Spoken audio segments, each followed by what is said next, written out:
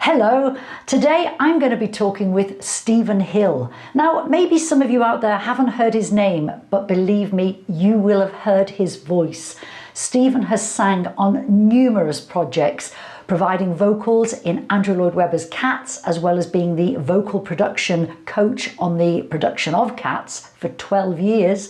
And he also gave the performance of Roscoe in Follies. Stephen Sondheim commented that it was the definitive Roscoe. And as a vocal coach, Stephen has also worked with the likes of Elton John, Dame Shirley Bassey, Gary Barlow, Kylie Minogue. The list goes on and on and on. He's a fantastic musician, a fantastic vocal coach, and I am thrilled to be interviewing him today. Stephen, hello. Hi, Emer. Thank you so much for inviting me to speak on your webinar for Vocal Vista. I'm thrilled. Oh, it's a pleasure, Stephen. It's a real pleasure. Now look, let's get into it straight away. For years, you were the leader and the vocal coach and the vocal director, should I say, of the Stephen Hill Singers. You did tons of work for Radio 2, tons of work all over radio, television, Royal Variety Performances and everything. Can you tell me what was tricky and what did you have to demand from the singers when you were directing the Stephen Hill Singers? Well, if we were doing a Friday night music night, which is where we started for BBC Radio 2, at that time, a little bit of history, at that time there were a selection of vocal groups, choirs, performing on Friday night music night, and the personnel tended to be from a fairly medium-sized pool of the same people. I had been employed by 3 different choral directors in 3 different weeks to go and be a member of their group to do Friday night music night.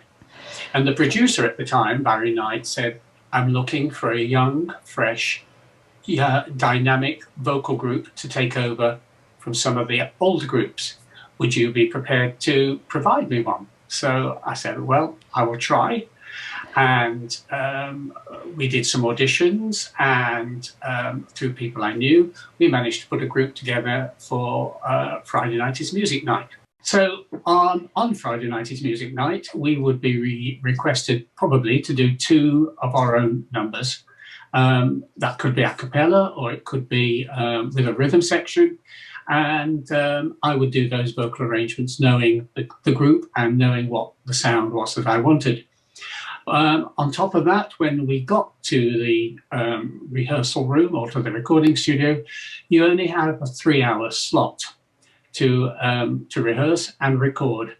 And you don't know what's going to be thrown at you. You literally arrive knowing the 2 numbers that you are doing, and then you are given the rest of the program. And sometimes it's easy, and sometimes there's a curveball thrown in there somehow. I remember on one occasion we got there and the soloists were of a more slightly classical nature than the norm. And so we were asked to do a Carmen medley, which was in French, and then the Brindisi from La Traviata by Verdi, which was in Italian. We were doing the 2 numbers that I had done, which is something like Here's That Rainy Day and Misty, which were quite American. And then we finished off with a selection of Showboat by Cole Porter. So, you know, you did not know what was being thrown at you. And so you needed to be prepared to be able to switch styles, switch languages, and get on with the job. Basically, it was a curveball and a great learning experience for singers, and you don't get that, unfortunately, these days. No. Now, thinking about these Stephen Hill Singers, you're talking about all the different styles. What was it like dealing with things like phrasing with the singers? I mean, I'm assuming there was all different sorts of phrasing had to go on just to match the styles and the genres you were working in. Yeah, if I had done a vocal arrangement of, say, an American ballad, it would usually involve probably quite nice long legato, sustained phrases with a crescendo in the middle, you know, and taking the notes somewhere, and being very much on that. Then if you were doing like a big band or a jazz album, we did a wonderful jazz album with the legendary Johnny Mathis. Oh, wow. And so some of the styles on there were more big bandy, and phrases were shorter. Often they duplicated brass phrases, so you had to listen to what the brass, how they articulated, long note, short note, however they phrased it, and copy that. So it was all about listening, listening and copying. And I presume that spilled over as well into things like pronunciation. For example, if you're working as the backing group for a solo artist who has maybe a unique way of pronouncing a word, pronunciation, it comes into it. And then also if you're doing something that's more English or something that's more American, was this something that you had to deal with as well with the singers? Definitely, definitely. I mean, if we were in a recording studio or even on a broadcast, you had to really listen to what the soloists were doing so that you could match their phrasing. And sometimes in a recording studio, you have to slightly change the phrasing that's written. If if the solo artist has already recorded their track and then you go in to do the backing track, you have to just keep an eye out and say, okay, he didn't phrase it quite that way. We need to go with him. And sometimes the producer will say, no, you stick to what's written and to your phrasing, and let him do or her do her own thing on the top. And that's, at the end of the day, is a producer's decision. Yeah, yeah. And also, I mean, this obviously, just thinking about it, you working with the Stephen Hill singers, that, well, not working with them, directing them, you're the leader, you're the main man. But that then again brings into elements of vocal group work, like blending as well. So not just the group blending, but again, people you're backing, you maybe have to blend with them. Did all that come into it as well? Oh, very much so. I think when you're choosing a group of singers, you need to think about their particular vocal qualities and styles, vibrato, their color, their brightness. And then obviously try and match people. If for the BBC Friday nights, for instance, we had 16 singers, so it was 8 boys and 8 girls. So I had to find 4 sopranos that would work really nicely together. Wow. Be able to feel how the others were singing and match their same color. Invariably, you would go with one voice. I found that if you find one voice that is your color, that's the leader of that group, then ask the other girls to listen and match that style or that voice, so that you can try and get a blend. Yeah. Now, oh, sorry, go on. Carry on, Stephen. No. No, sorry, I was just going to say now, I'm kind of going to roll it round to sight singing, because that's my thing. And that's, you know, one of the reasons I really wanted to talk to you today, because one of the big things you said, you get the 3-hour rehearsal. I mean, now you, obviously, you would have, I guess you would have some of the music beforehand because you arranged some of the songs and for the singers to sing. But the actual vocal group members, I mean, you're talking 3 hours for them to walk in, pick up the music, interpret it, listen to what you say, listen to what the producer says, and then perform it. So, I mean, is that the time scale that you generally worked to? Yeah, on a live Friday night is music night, you would get there at 3 o'clock. And immediately I would take the singers to the rehearsal room on the top floor. We used to mainly work at the old Golders Green Hippodrome Theatre, which was a beautiful theatre and had been adapted to a really lovely studio. And they retained the circle in the theatre for the audience. So the ground floor, the stalls were basically where you performed, and the audience sat in the circle. So it had a very live and responsive feel to it. So yeah, you would get there at 3 o'clock. We would go upstairs, and only at that point, when I got there at like 2:30 to see the librarian, would you get the running order and see exactly what you're involved in, apart from your 2 numbers, unless the producer had sort of been in touch earlier. So basically you would go upstairs and you would probably get about an hour, I suppose, with me and the group on our own. And then when the orchestra had their break, we would go down and rehearse with the rhythm section, or rehearse on our own if it was an a cappella piece. Then at that point we would stay down on the floor and we would wait for the orchestra to come back and the soloist, and we'd rehearse what other numbers we needed to do in sequence. Yeah. Then we'd have a break and come back at 7:30 and do a live performance. Wow. Okay, so I mean that's amazing. Yeah, that's amazing actually. I mean, so obviously sight singing was one of the huge elements that the singers all had to have. They all had to be equipped with strong sight singing skills. Exactly. It was singing by the seat of your pants, basically. So, yeah, I mean, sight singing was paramount in that situation. And because there was just no time to fully rehearse stuff. So you really had to employ people you could trust musically and vocally. And, you know, I would come back from the break, and, you know, people would be in groups in corners rehearsing on their own, just going through stuff. Yeah, because, you know, they cared about what they did. But sight singing, so important, absolutely important, because you didn't have any other time to play around with things. Yeah. Now, actually, interestingly enough, when you did the Royal Variety performances, I'm assuming that was similar, but it was even more diverse and more music that you were given to perform. Yeah, on the Royal Variety shows and some of the big TV galas, you actually had a fair amount of rehearsal time, so you could probably then employ singers who had more of a theatrical flair and probably weren't quite great session singers, because you had time for them to learn the stuff and to interpret it and do stuff. And often on those Royal Variety shows and things, it involved a little bit of dancing or a little bit of movement as well as singing. So, you know, you had to sort of split the group accordingly and provide good voices, but also people who had good stagecraft. Wow, as if there isn't enough going on trying to make sure that you're reading this music, then taking in instructions, and then, you know, obviously things like turn left at that point. You know, it's, yeah, actually, a funny story. I do remember one time I was doing a job and we all had to turn left. And so everybody wrote over their part left.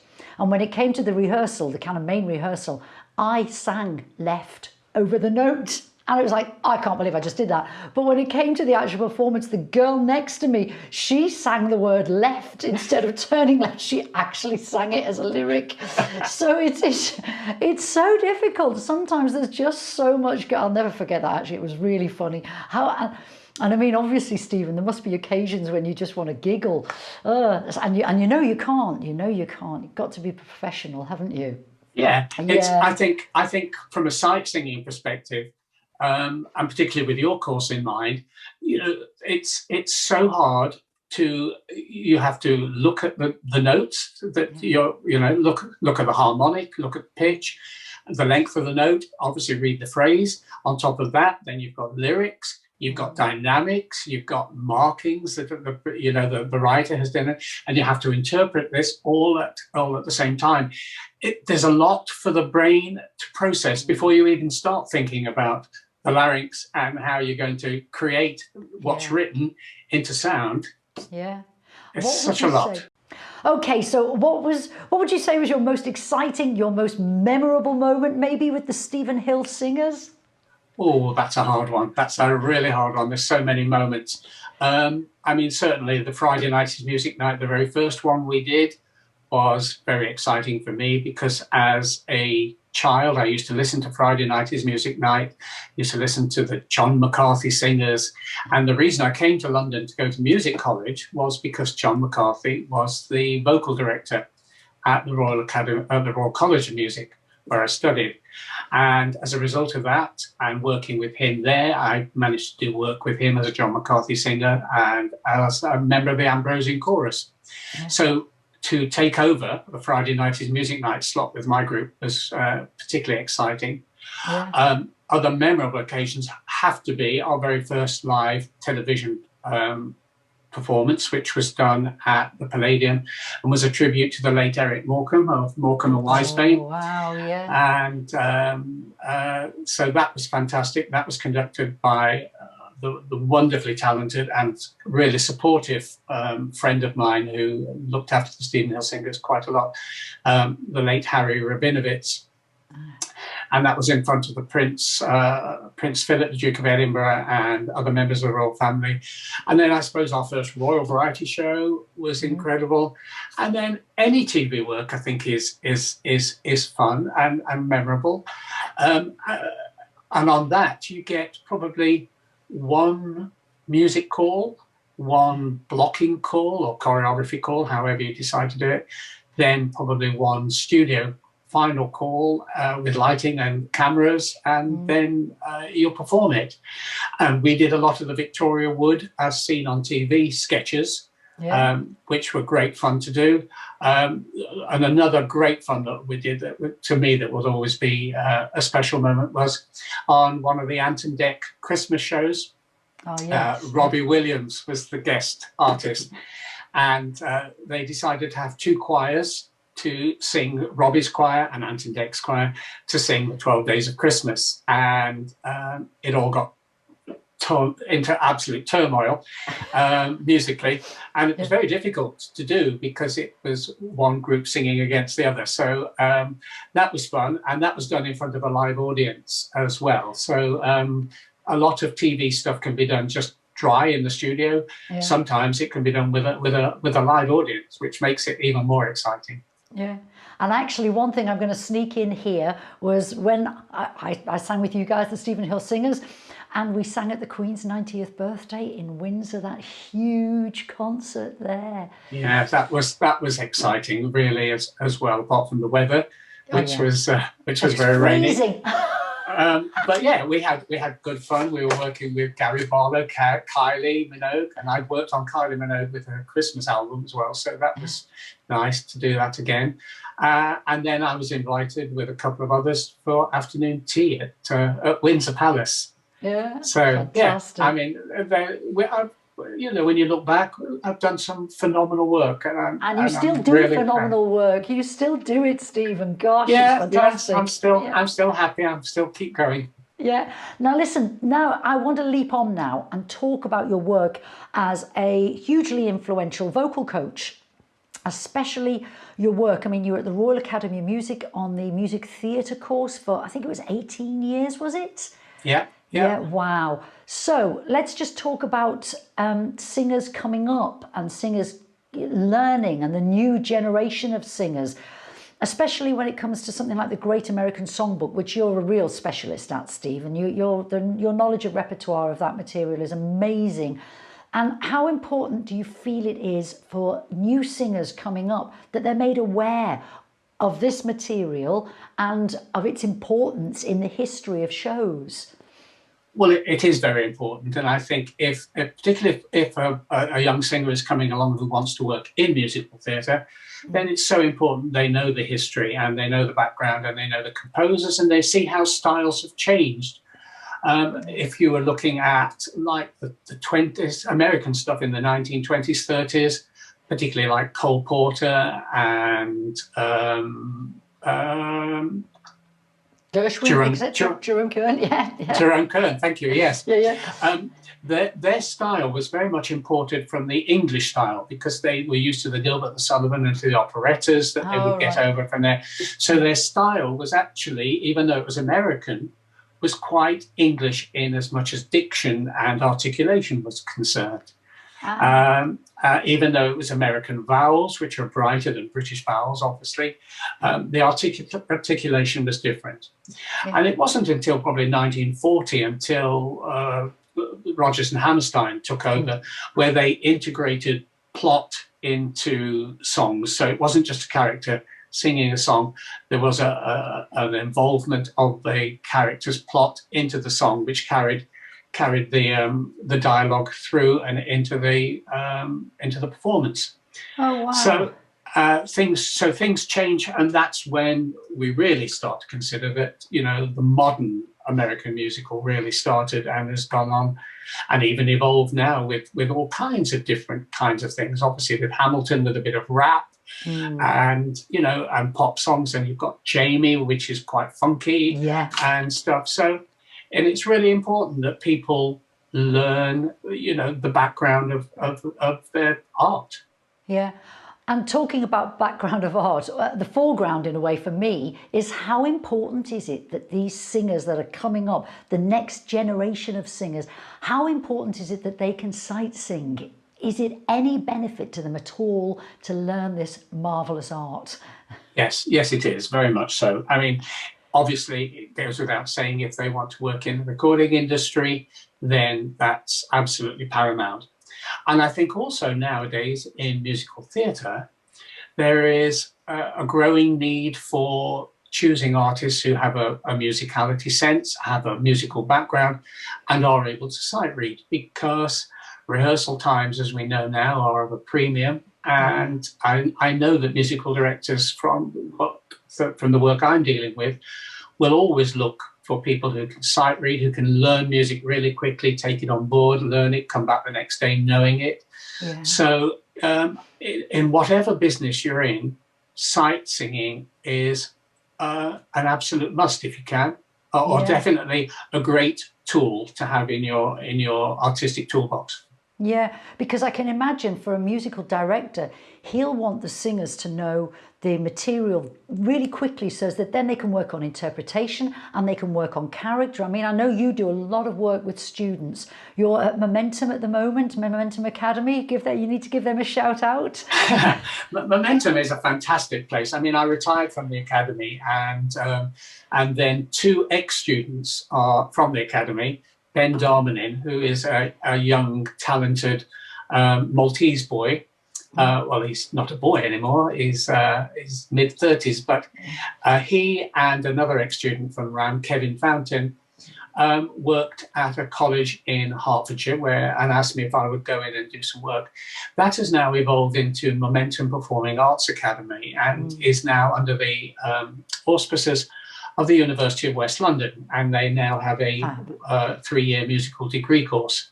And so with the work that Ben and Kevin has done and other members of the faculty, they're really starting to raise the profile of Momentum, and I'm really enjoying doing the work there that I'm doing with the students, both as a choral director in their productions and projects, and also as their coach.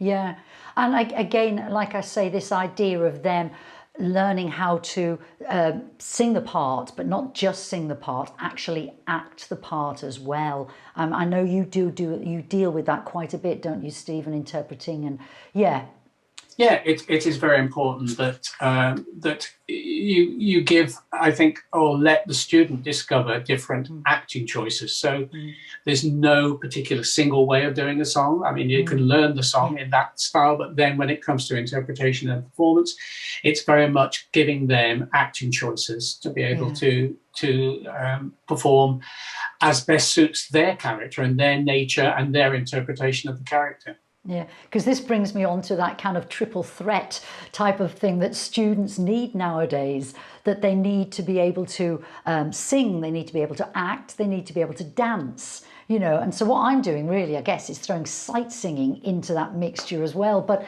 I think you find this with the students that come through, this need for them to be good at a good standard at each of the disciplines now. Extremely. I think more so than ever now. I think, you know, the competition is so great. There are so many performing academies here in England, you know, that are doing musical theatre specialist courses, and unfortunately turning out way too many students that, you know, that the work can accommodate. So I think it is important that you do everything, whether it be in your dancing, whether it be in your acting, whether it be in your musicality and your singing, to make sure that you are really prepared. And sight singing is one of those things that you really need to work on. So, Stephen, have you got any little tips or any pointers you'd like to give to any singers who might be watching this interview? Some little things that I always try to work on, because I think are important, particularly when someone is starting, is to work on their onset. So without getting too technical on here, onset is the way that you prepare your first note and how you breathe, how you then create the sound through the larynx and create that very first note. A lot of people will, particularly if it's on a vowel, they will start with a glottal, which is like a stop. Yeah. So I try and make sure that they get used to producing the sound from below and bringing it through without a glottal stop. Without this kind of hiccup in their sound, their tone. Yeah. And often on a vowel that, you know, you can practice that by putting a Y in front. So you're singing a ya as opposed to ah, so you don't get the glottal, or even just eventually finding that coming from nowhere. Yes. And again, I'm a great believer, absolute believer, in crescendo and diminuendo, because that gives a note life, breath, however you want to describe it. So I'm very, very, I never believe a note stays still. It's always doing something dynamically. Move, hasn't it? Yeah. Yeah, yeah. And then in choral things, one of my little irritants is diphthongs. And diphthongs are two vowels like I, which is I and E, or A. And so when you're singing on the main vowel, and then when you finish the note, you have to go on to the second vowel to finish it. So there, and again, that just takes a lot of listening and being aware of that, and where you actually change the note into the diphthong. These are just little things that I try and pass on to. So, I mean, there's all sorts of things, but those are just a few. No, they're lovely little gems, actually, really nice gems. Now, one other thing, actually, there's a couple of more things I'll mention, but one other thing I was going to speak to you about was, obviously, we are still in a pandemic here. I don't know when people are going to watch this interview, but at this present moment in time, we are still struggling globally with the pandemic. And so lots of students are having to do self-taping for castings. Now, have you got experience of this? Have you got any tips that you can give singers who are going through this? It's a slightly weird situation, really, isn't it, of having to tape themselves? Yeah, I mean, having gone through the pandemic here in the UK, as I say, some of the teaching that I've been doing through for Momentum, we managed to evolve it through Zoom. Zoom is not the ideal teaching platform because of delays. But what we came up with was that if the students, we would provide the students with a backing track for each week for the chosen repertoire. They would then obviously learn the song. They would then self-tape it and put it on to the Google Drive at Momentum, and then I could access it the day before, and then we would go through it on the morning. Everyone there in the Zoom call, but we would play the self-tapes and then critique from there. Yeah. And that has become a very important thing. And I think it is a very important thing that will continue to happen now. I think casting agents will expect, and are in fact expecting now, people to self-tape a lot more. Yeah. So a few tips on that is always choose your background well, choose where you're going to do, make sure your lighting is good. Do a really good little banner introduction saying your name, what the song is, who the composer was, and have that there. Or do a nice little introduction so that you say, hi, my name is such and such. Keep it very much so that your personality shows through when you can. Yeah. And always just make sure that you look at wherever your camera is on your mobile phone or device, and try not to look at yourself while you are recording, because you will get drawn away like that. Yes. So it is just focusing on performing there. But I think, unfortunately, self-taping is going to be the new norm. I think it's going to be the new discipline that the students will have to learn, really, isn't it? You know, definitely. It is, because it must be tricky for students, because it's that performing into a camera. And you go to an audition, you might just have 3 people watching you. You're never going to get, in an audition situation, the same feeling and energy that you'll get on an actual performance. But it's even less now when you're actually just performing to a camera. You're not even performing to an audition panel, are you? You've got to find that performance in you and deliver it to just a camera. Exactly, and there has to be a bit more of a stillness involved. When you're doing an audition on an open stage, you can make it a lot bigger. You've got a whole arena to play to, to create your character. Whereas a camera, it is certainly far more direct, definitely. Yeah. Wow. And finally, I mean, I'm going to bring it back to sightseeing again, Stephen.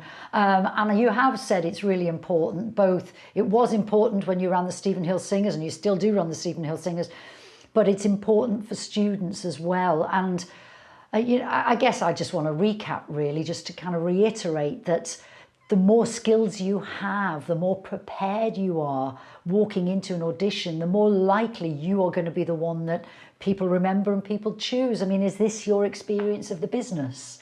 Definitely, definitely. As I say, sightseeing, there isn't the experience these days for session singers as there were, unfortunately. So, but I still think sightseeing is an imperative tool to have in your toolbox, really, for whatever genre of performing you want to do.